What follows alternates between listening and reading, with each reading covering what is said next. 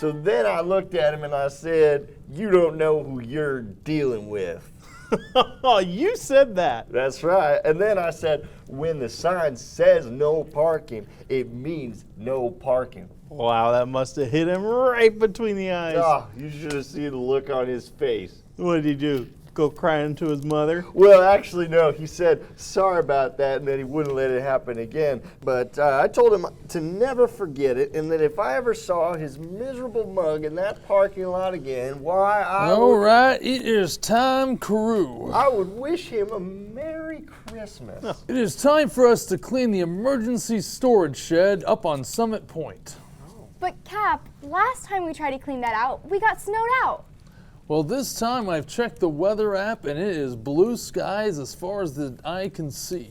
Well, you know, those weather apps are only accurate about 67% of the time. Whoa! So I guess we can't go up to the emergency response center with those kind of stats.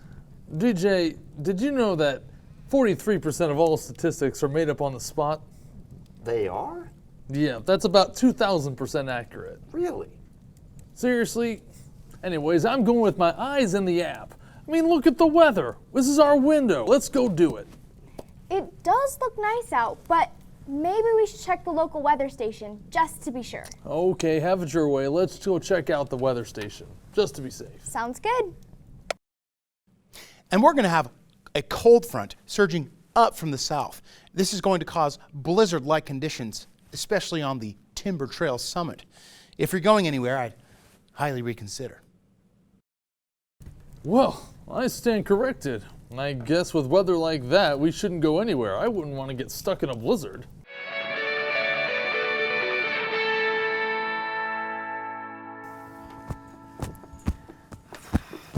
Whew!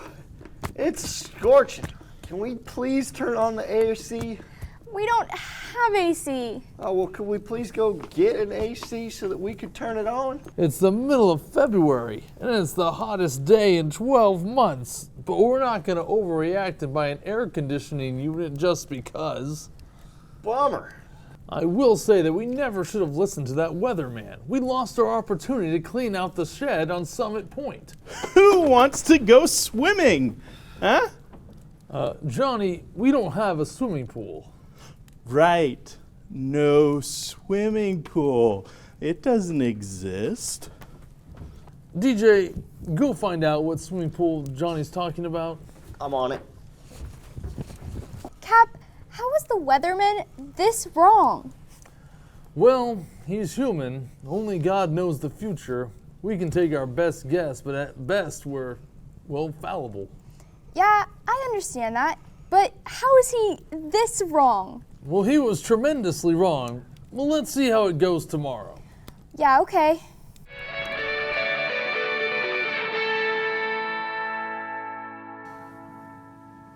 All right, my app says it's warm and sunny. Outside, there's a little clouds, but I think it's worth the risk. Let's go clean out that shed. Oh, well, maybe we should check the weather station just to be safe. But he failed so badly last time. Wouldn't hurt to check. Guess. And that scorching weather that I warned you about yesterday, well, it's back, and it's ready to stay from the Timber Trails all the way to the metro. With highs in the mid-90s and cooling into the mid-80s by the evening, I hope you're near a pool because it's going to be hot, hot, hot. Well, I say we go for it. What have we got to lose? Whew. Well, apparently we could lose our toes from frostbite. I don't get it. How can the weather be this fickle? And how can everyone be so wrong? All I know is that blizzard came on fast. Yeah. Who's up for some ice skating? Huh? Johnny, we don't have a pond. Right. No pond, no place to ice skate.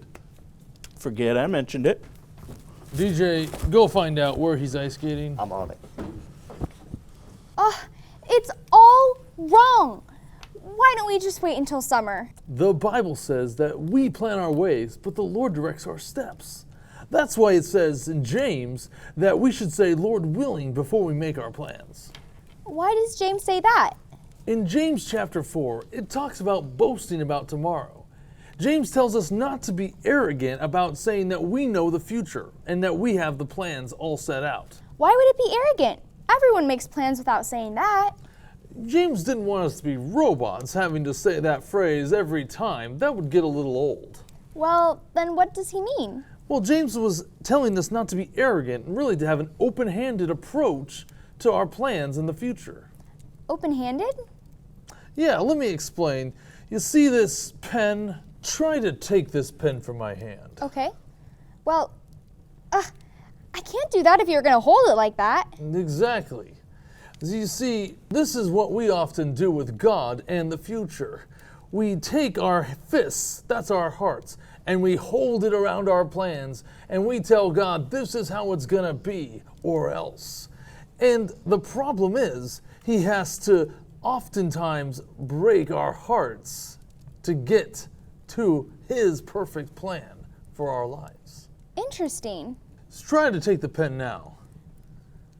You see, when we have an open-handed approach to the future, God can change our plans without having to break our hearts in the process. That's a good point. We need to remember that God's way is best. We absolutely should, but we shouldn't be arrogant, assuming that we know what's best for our lives. Being an open-handed about our plans allows God to redirect our lives where He wants them to go. It's a perfectly ordinary, run-of-the-mill day, so you could wear a jacket, or not. Who's to say? You know, it could be raining, or snowing, or hail. I guess we'll all just find out later. Okay, well, this is just unhelpful in every way possible.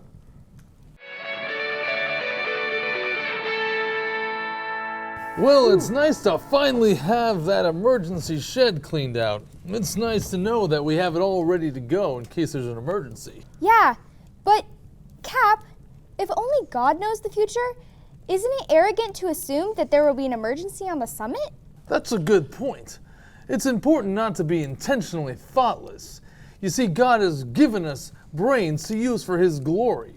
He wants us to think things through and plan ahead based on what we know could happen. He has also given us the ability to learn and to form plans based off patterns that have already happened. So we don't have to be mindless robots just waiting for God to give us instruction then? Of course not. That's not what the Bible's talking about. It's referring to us being open-handed and trusting in God for the plans with our lives. Oh, that makes sense. Sounds good. Hello, folks. Let me So, who's ready to go scuba diving in the reservoir? I think I found something truly interesting down there. Johnny, there is no reservoir. Right. No reservoir.